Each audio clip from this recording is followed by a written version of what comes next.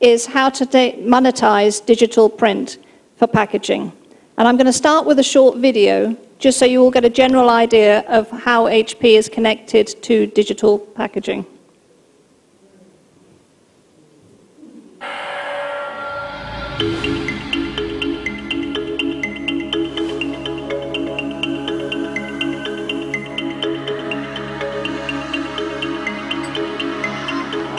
We live in a fast-changing digital world. Dynamic communication and social expression influence just about everything we do. Business is digital. Impact is instant. Brands and customers interact in amazing new ways. From postage stamps to packaging and billboards, HP's Graphic Solutions business is leading these transformations, creating innovative digital print technologies that enable more effective, engaging communication between brands and end users.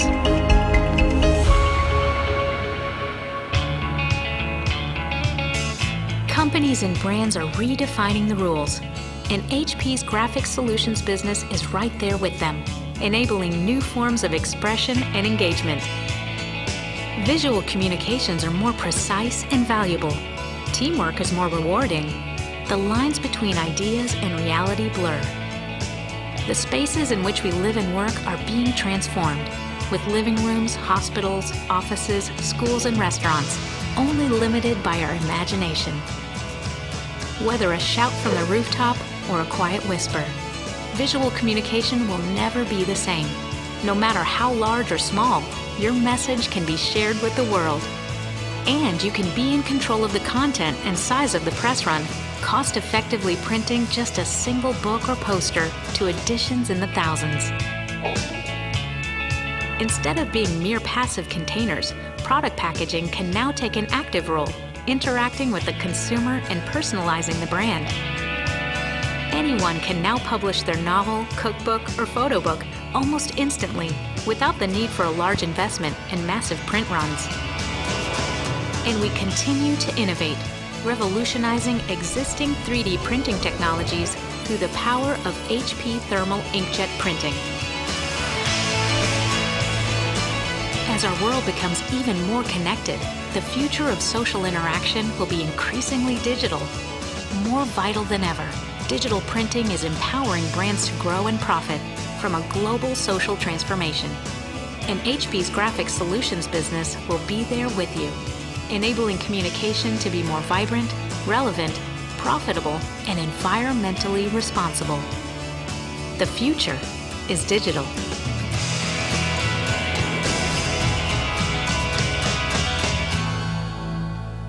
Okay, so hopefully that gives you an idea of how diverse the products and services are that HP provides into the graphics industry.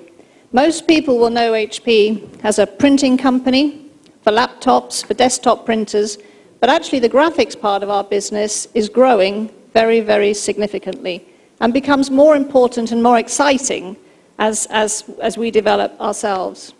So what's interesting here is you can see that digital packaging is by far the fastest growing print process.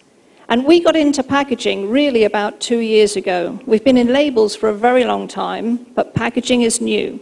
And it's new to us because our presses have only now got the format that's big enough to do packaging. And what's exciting is all the things we heard about yesterday, about online and offline, packaging can now be a part of that in the marketing mix. Now, obviously we look at what the market is expecting and all the reports and the data we take and we internalize, and then we use that to help enable our products to provide services that the brands want. And this was a survey done by Smithers Pyra, and you can see here that for brands, particularly in the food and beverage industry, where the shelves are very crowded, what they need is stand out on the shelves. They need to show an advantage, and they need the packaging to be a marketing tool. So how can it be a marketing tool? And how do you actually make that cost effective? What's really important is that when you think about digital printing, it's more than just another printing process. And particularly in the packaging world, because this is new, it's quite hard to get your head around that. So what we try and do is we try and help people understand what applications are suitable for digital and what is not suitable for digital, because it's not going to replace analog totally. It has its own position in packaging, not all of it. So when you think about the current process that digital packaging has, and you look at the conventional process, this will be familiar to some of you. I know you're not all in print, but to some of you this will be familiar. And then you have a look at see what digital does. It takes steps out of the process. When you take steps out of the process, it means it's faster and potentially more cost-effective. Because it's digital, it means you can also add value to print through variable data. And that doesn't just mean the name, it means other things too. So if you look at the typical conventional workflow, it's quite complicated. There's lots of different processes. And when we first started launching the presses, we used to have a little saying that we used to say that no film, no plates, no kidding, because those things come out. They come out of the process. Now, I know that in China, plates are actually quite cheap, but there's still labor and time and everything involved in the process. But the main thing with plates is once they're made, you can't have variable data on a plate. When you have digital, it takes these areas away. It becomes a lot simpler. And you saw from the slides or from the video that I showed that this isn't just one type of digital press. It can be all sorts of digital presses. So you can see that it's sheet-fed, it could be for labels, it could be for flexible packaging, it could be for cartons, it's going to be for corrugated, and obviously it's in the commercial market already. So the opportunities for retailers and brands to use digital printing are very, very broad. And what it really enables you to do is it enables you to segment markets and version or even personalize the packaging for the individual. So when we hear from yesterday about the tier 1 to tier 5 cities and the different needs of those cities, one of the things you can do with digital very effectively is you can do test marketing, because short run lengths are very cheap to do. So you could launch a product in a geography, even just in a town if you wanted to, and see how that product sells. If it sells well, then you take the print run conventionally and you do a long run and you put it into more towns and cities. There are three main ways that digital can actually help your business. The first one is in the supply chain. The simple supply chain benefit is if it's short run. So if the product run length is very short, so it might be test marketing, then there's a break-even point between digital and conventional, where digital will be cheaper. There's also, in the supply chain area, the ability to put variable data. And in supply chain, this means track and trace security printing, which means that you can start to fight against counterfeiting and being able to track the provenance of the products all the way from the beginning to the end. Because the production process is much simpler, the time to market can be much faster. So it could be that you want to take advantage of a specific event. It could be that you ordered some conventional packaging and it didn't arrive or it was damaged. You could then do it digitally very quickly while the other conventional print is on its way. The last area is in customer delight, and I'll talk through some examples. But you can add value to the print by making it personal, by making it fun, and by making it unique. And we heard yesterday in particular that that's what the millennials like. You know, they like something that's a bit different, a bit quirky. They like the brands to engage with them and to change regularly. And you can do that with digital print alongside having your conventional print runs in the process. So, there are 4 sources of cash that you can use to actually supplement the cost of digital print. Because I'm not going to lie to you, it costs more than conventional print, quite a lot more. So if the run lengths aren't very short, and the run lengths are long enough to compete with conventional, it's going to cost more than conventional print. So how do you cover that cost? Well, there's 4 areas. In the supply chain, as I mentioned before, it could be that you're getting rid of inventory or want to reduce waste, or just it's very short run. So you could talk to the supply chain people about a special reason in that area. It could be in marketing and R&D, where you say, well, actually, we want to bring something to market very quickly. How can we do that? Our conventional processes, from design to store, might take 12 months. Well, in digital, you can do it in 2 weeks if you want to, and there's an example I'll show you. It could be a new business. It could be that somebody's got a good idea and they want to try it out. So you might use some marketing money to supplement the print production and go after some new business and test market. We heard a lot about innovation. That would fall into that bucket. Or it could be that you want to launch a product or extend a product and potentially have it be more profitable than your conventional product range. And I'll show you some examples of that as well. So the first one is the supply chain. So in its simplest format, we talked about smaller batch sizes, less scrap. It's interesting, it's the same in the publishing market. When book publishers publish books, about 40% are pulped afterwards because they weren't sold. They're returned to the publisher and they're destroyed, 40%. So think about that. Think about the distribution costs to get the books out to the stores or to the e-tailers, and then to have them all come back, those extra costs of coming back, then the costs of having it destroyed, and then add on the 40% that you paid for the books in the first place. So actually, in publishing and in packaging, you can reduce waste. And one of the things we need to think about when we're talking to supply chain people is, let's think about the cost of the unit sold.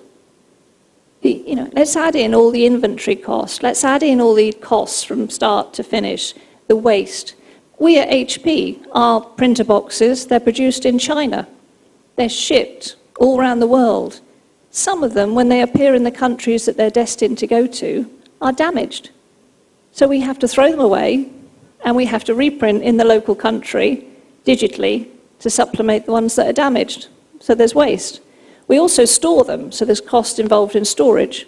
With digital, you can print more on demand, which means you don't have those costs.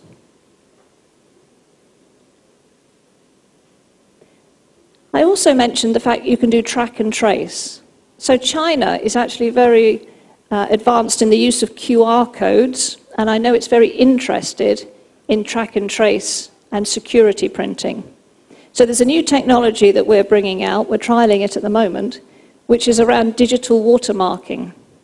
And this is quite important for packaging, because when you do packaging, you want the packaging to reflect the beauty of the product. So you actually don't want too many barcodes and QR codes, because they're not very pretty, and they take up space that could be used for something that's either nutritional information or a marketing message, or maybe co-advertising. Maybe you get money from another company for advertising. So digital watermarking gets printed in the digital print process. You cannot see it on the print. Every print is different and unique, so you can trace it wherever it's going. You can then scan it and know where it's gone, and you can track it through the supply chain process. But also, you can use it to actually have more customer intimacy and understand the behaviors of your customer. Because if you then add more information into it, you can track where the products have gone, and you could even have some interaction with the customer if you ask them to respond to certain things and then go onto websites and so on.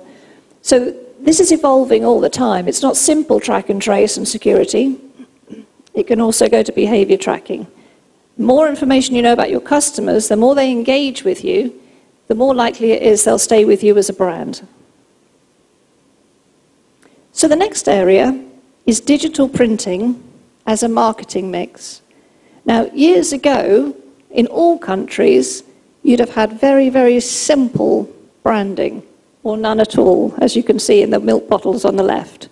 So very, very simple, no differentiation between one product and another. Today, everywhere, it looks more like the middle.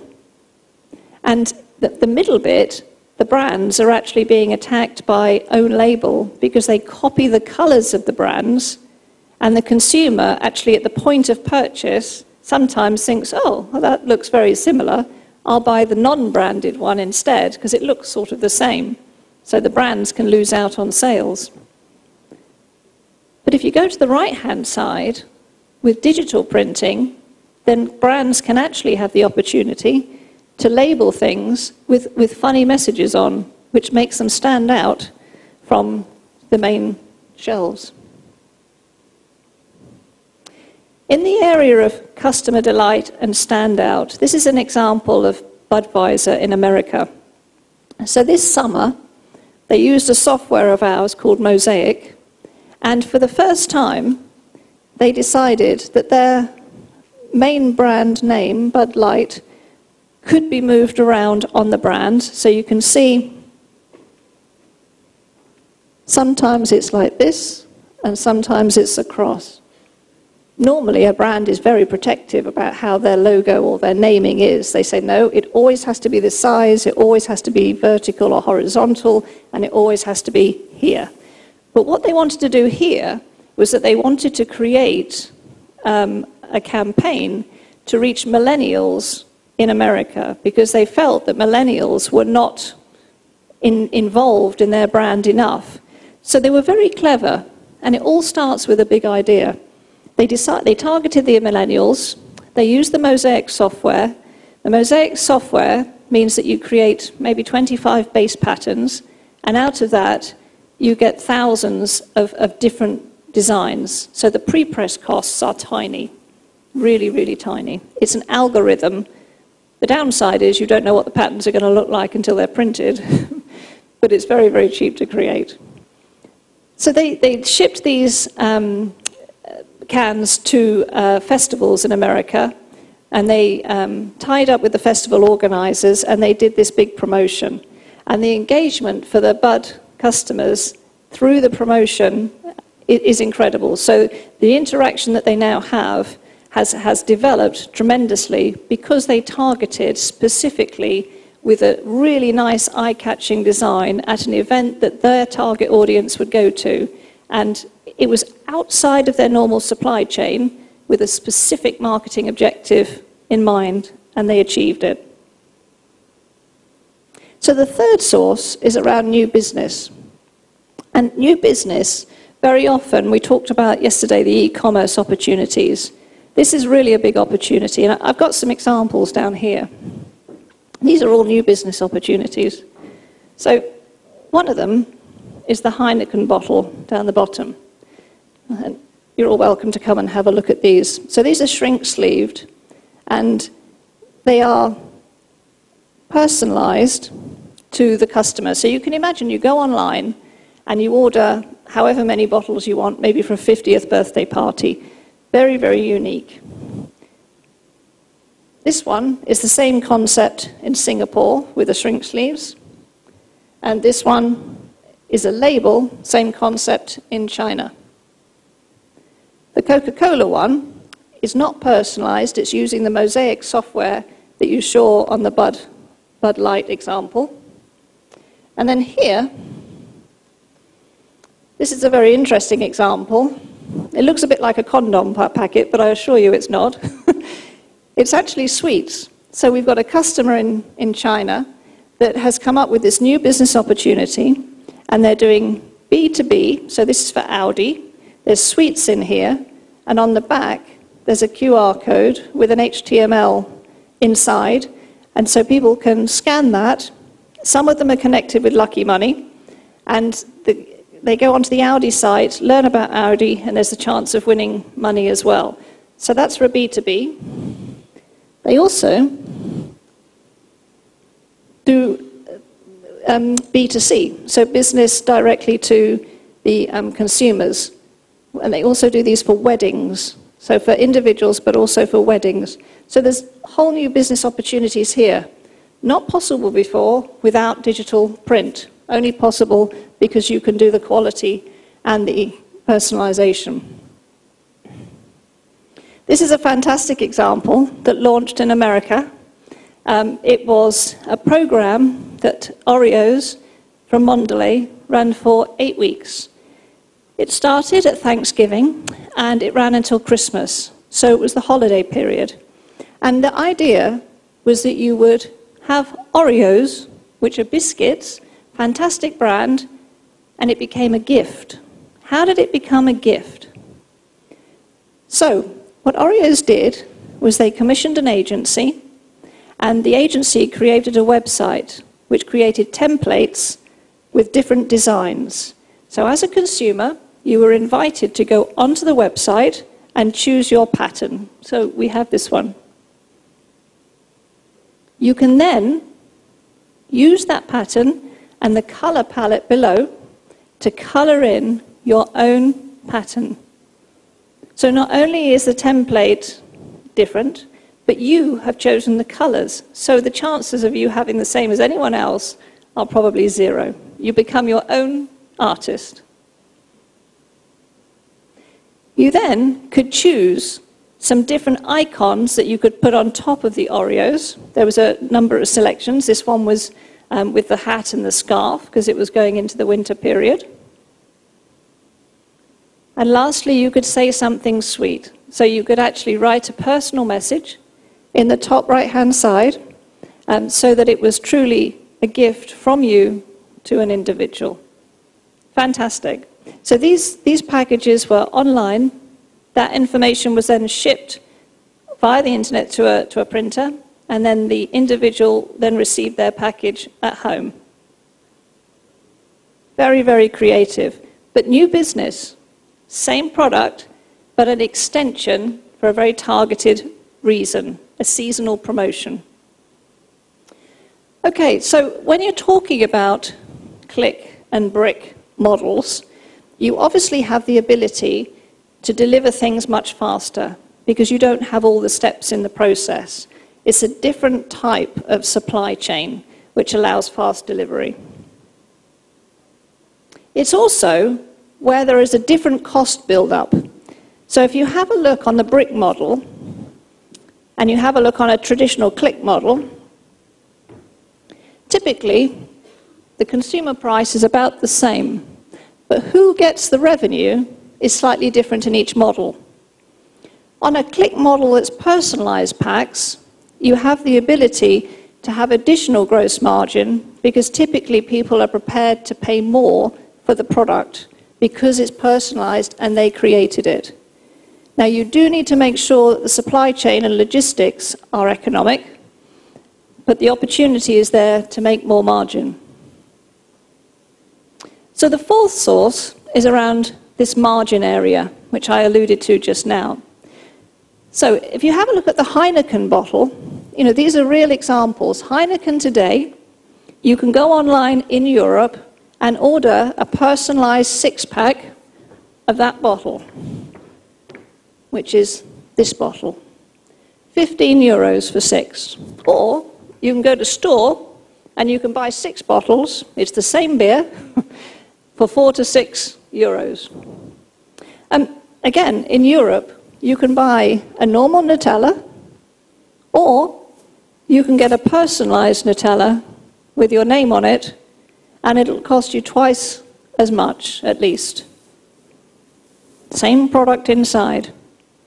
So you can see on the right, I pulled out the Heineken example. It's $15 versus 4 or 6. Because remember the packaging and the shipping on the Heineken, you add on top. So it's $21 for 6 by the time it's got to you.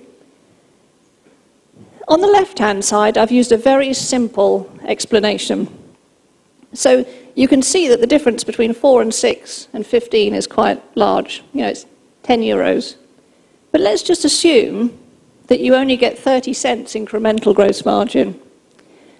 The cost of a printed label, so the label is not the shrink sleeve, this is a label, would be about 5 cents, which is a lot more than it is conventionally.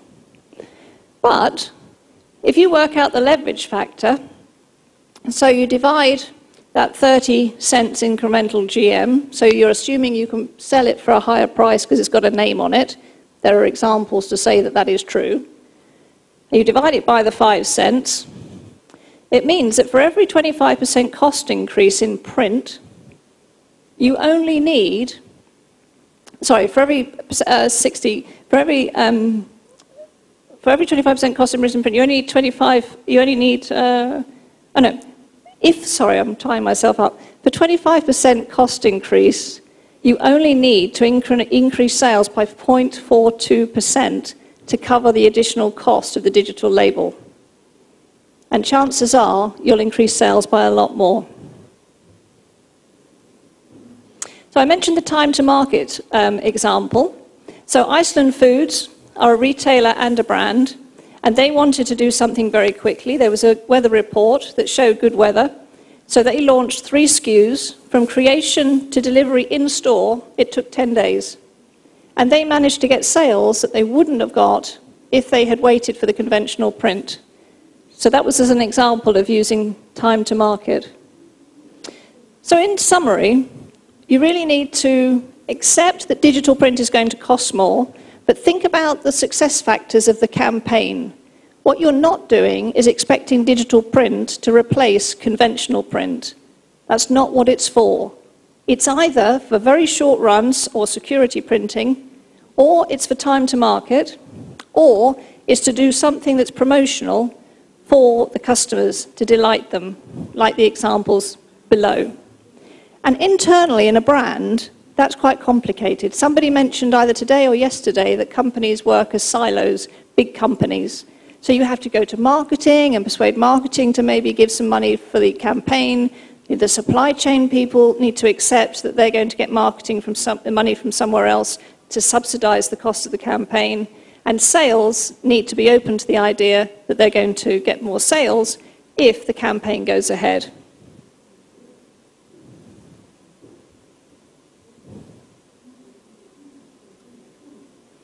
So I mentioned there's a whole range of devices that can fulfill all sorts of packaging needs, and you saw them on the video.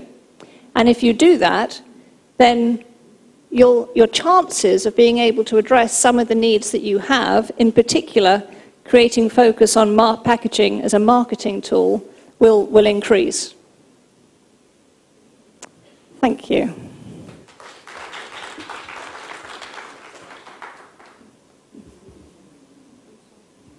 Thank you, Nancy Jane. So I believe we will have a lot of questions to answer, but since we only have 2 minutes, so 1 question on stage and the rest of others downstage. Is that okay? Okay. So, anyone? Because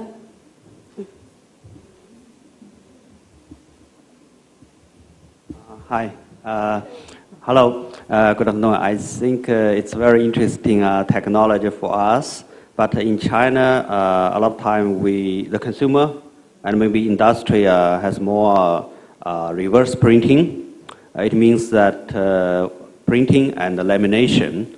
So in this kind of a situation, still the digital can play a big advantage comparing to the conventional one, because lamination also takes quite a lot of time for the speed to market.